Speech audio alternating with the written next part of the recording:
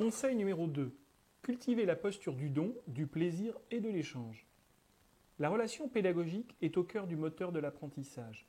Il est possible de la définir comme un ensemble de phénomènes d'échange, d'influence réciproque, d'action et de réaction entre enseignants et enseignés, maîtres et élèves, professeurs et stagiaires. Le formateur peut ancrer ses interventions dans la posture du don, du plaisir et de l'échange.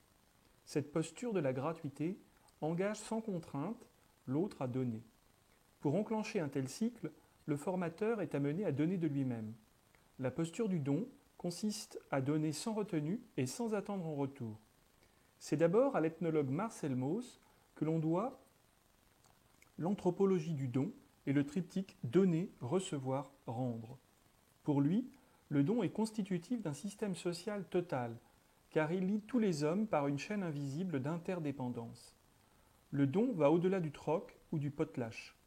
Alors que le troc postule d'une simultanéité de ce qui est donné et reçu sans intermédiaire d'argent, le potlatch est d'abord une cérémonie amérindienne au cours de laquelle une personne offre à une autre un objet en fonction de l'importance accordée à cet objet. L'autre personne offrira en retour un autre objet lui appartenant dont la valeur sera estimée comme équivalente à celle de l'objet reçu.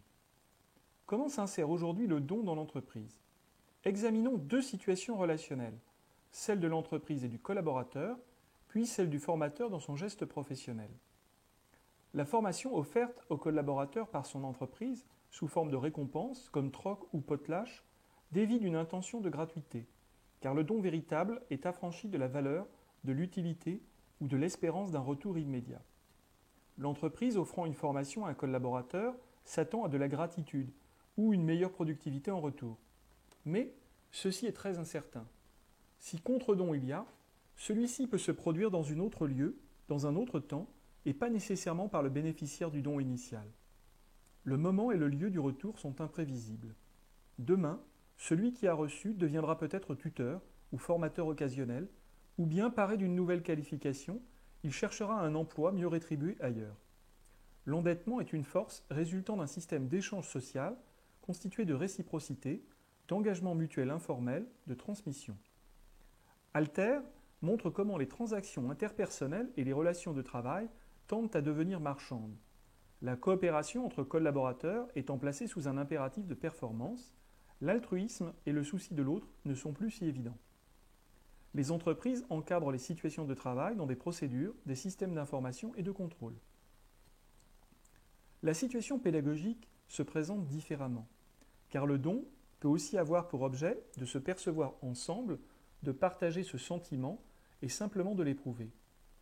S'abandonner à un collectif permet aussi de ressentir le plaisir du partage et de se fondre dans une émotion plus grande, facteur d'intégration sociale.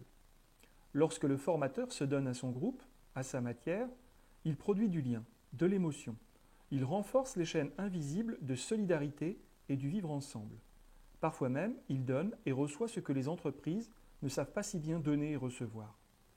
Il a alors un rôle réparateur. Lorsque les conditions de travail n'autorisent plus ni le don, ni la reconnaissance de ce qui est donné, la formation demeure encore un espace d'expression et de création de liens. Le formateur doit aussi apprendre à recevoir, c'est-à-dire faire face à quelque chose qui lui arrive, qu'il ne contrôle pas et qu'il n'a pas prévu. En cela, recevoir est plus difficile que donner. Lorsque le formateur donne, il installe une dynamique de triple don. Premièrement, il donne tout de suite à une personne ou à un groupe ses connaissances, son attention, son écoute.